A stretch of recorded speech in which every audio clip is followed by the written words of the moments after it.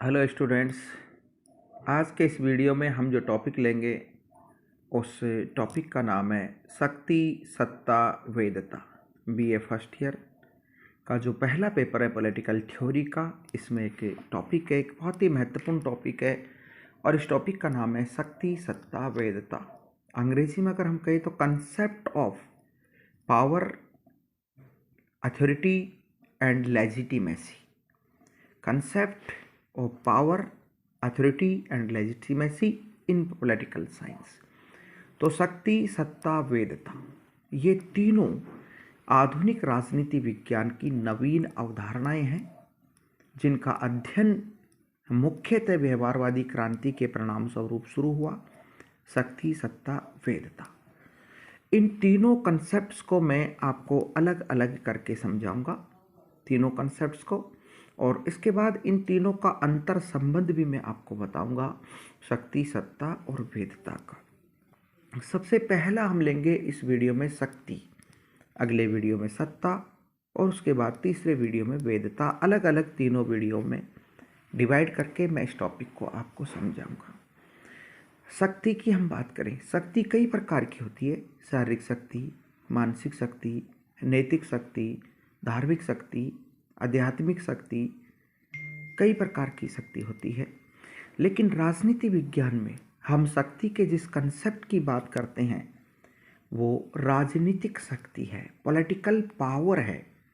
वो political power जिसका प्रयोग सत्ता के द्वारा, शासक के द्वारा किया जाता है, शासन चलाने वालों के द्वारा किया जाता है, जिसके अंतर्गत वो कानूनों का निर्माण करते हैं, उनका इम्प्लीमेंटेशन करते हैं, हमारे ऊपर प्रभाव डालते हैं, अपनी बात को मनवाते हैं और अगर उनकी बात को हम नहीं माने तो वो हमें दंड भी दे सकते हैं। दंड भी शक्ति का एक प्रकार है।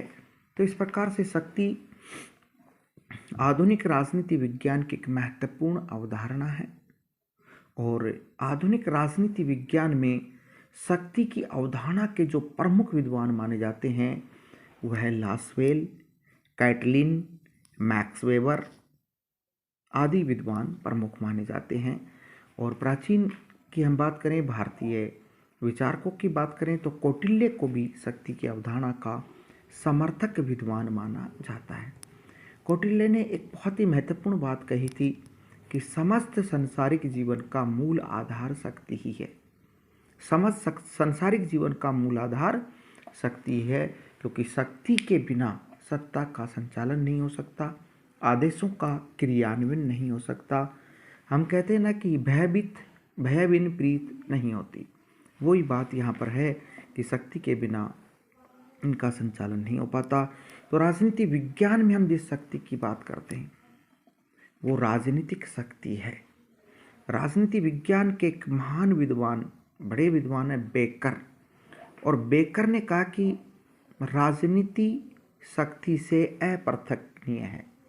राजनीति शक्ति से अपृथकनीय है, अर्थात राजनीति को शक्ति से पृथक नहीं किया जाता। राजनीति विज्ञान के प्रसिद्ध विद्वान कैटलिन ने राजनीति विज्ञान को शक्ति का विज्ञान कहा है। शक्ति का विज्ञान का बर्ट्रैंड रसेल, एक विद्वान का नाम है बर्ट्रैंड रसेल, ने शक्ति को समाज विज्ञान की मूलभूत अवधारणा माना है कि शक्ति समाज विज्ञान की मूलभूत अवधारणा है। तो मूलभूत अवधारणा है आर.एम. मैकाइवर, बायरस्टेड, ट्राइकिन्स, William A. Robinson, Lord Acton, इन सभी ने शक्ति की अवधारणा का वर्णन किया है। लॉर्ड एक्टन का भी एक बहुत प्रसिद्ध कोटेशन है शक्ति को लेकर कि शक्ति भ्रष्ट करती है, निरंकुश शक्ति पूर्णतः भ्रष्ट करती है। तो शक्ति हमें भ्रष्ट करती है, पावर हमें करप्ट करता है, और ज़्यादा पावर एब्सोल्यूट करप्ट करता है हमको, और ज़्यादा हमको भ्रष्ट करता है। तो शक्ति की कुछ महत्वपूर्ण परिभाषाएं विद्वानों के द्वारा दी गई हैं, जिनमें एक बहुत ही महत्वपूर्ण परिभाषा मानी जाती है बायरस्टेड।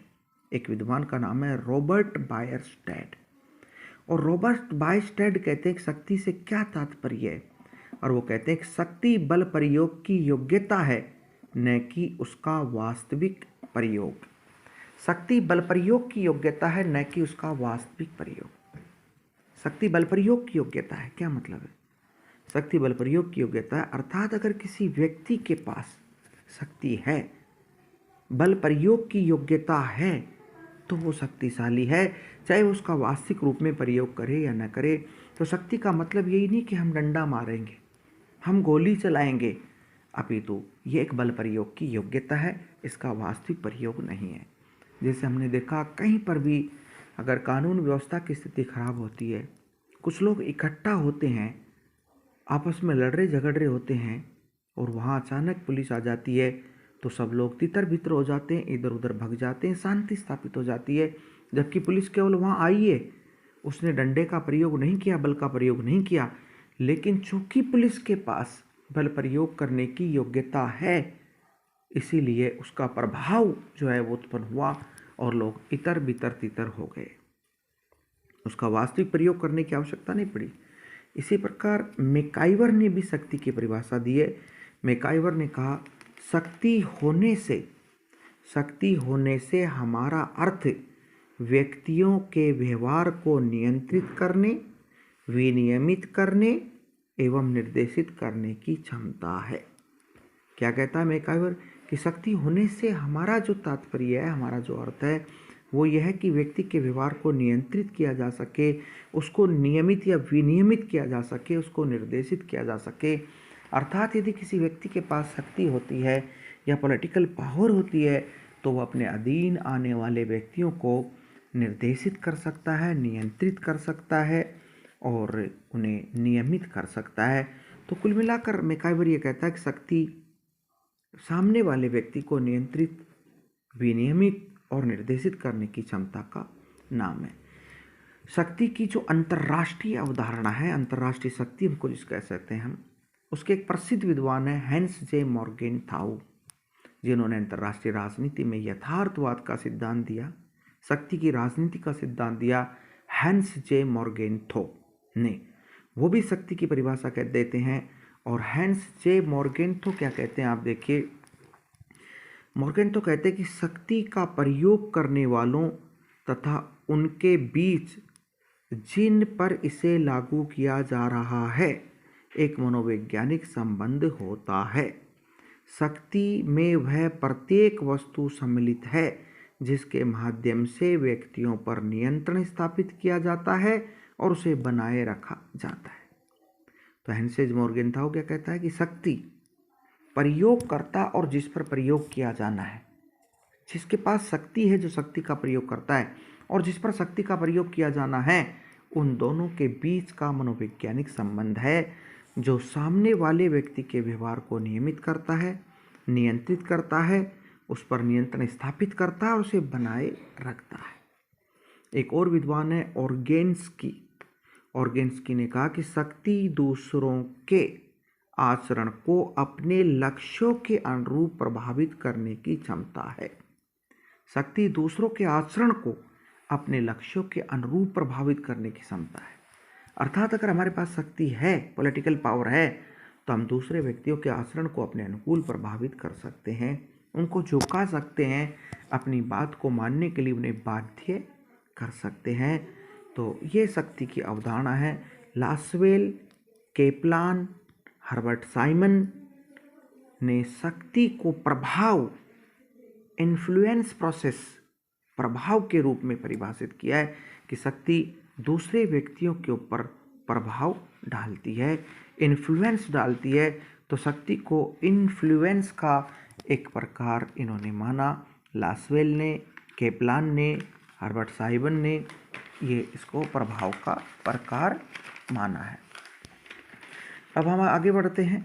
इससे एक बात बड़ी स्पष्ट हो जाती है कि शक्ति क्या है, राजनीतिक शक्ति क्या है, कि शक्ति एक ऐसी क्षमता है जिसके अंतर्गत हम दूसरे के कार्य एवं व्यवहार को अपने अनुकूल प्रभावित कर सकते हैं, उन्हें मनचाही बात उनसे मनवा सकते हैं, उनसे वो कार्य भी हम करवा सकते हैं जिन्हें साधारणतः वो करना नहीं चाहते।